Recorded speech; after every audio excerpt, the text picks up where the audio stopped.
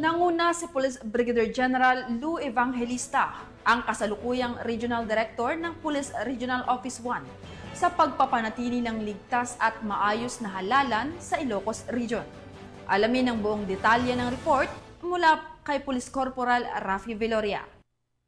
Unahan ni Police Brigadier General Lou F. Evangelista, Regional Director ng PRO1, kaagapay ang Commission on Elections at iba pang ahensya ng pamahalaan. Libu-libong pulis mula sa Police Regional Office 1 ang ipinakalat sa mga voting precinct at iba pang mahalagang lugar sa rehiyon upang mapanatili ang kaayusan at tiyaking ligtas ang bawat botante para sa 2025 national and local elections. Isa rin sa mga pangunahing lugar na binigyang pansin ng PRO1 ay ang Batac City, Ilocos Norte, kung saan bumoto si Pangulong Ferdinand Bongbong Marcos Jr. kasama ang kanyang pamilya.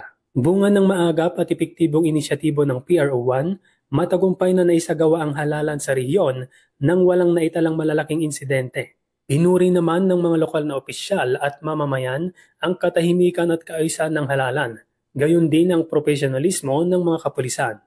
Nagpapatuloy naman ang pagbabantay ng mga otoridad sa mga aktibidad pagkatapos ng halalan at hinikayat ang publiko na makipagtulungan para sa isang maayos at ligtas na bagong Pilipinas. Mula dito sa Ilocos Region, ako ang inyong PNN correspondent, Police Corporal Rafi Viloria, alagad ng batas, tagataguyod ng Balitang Pulis.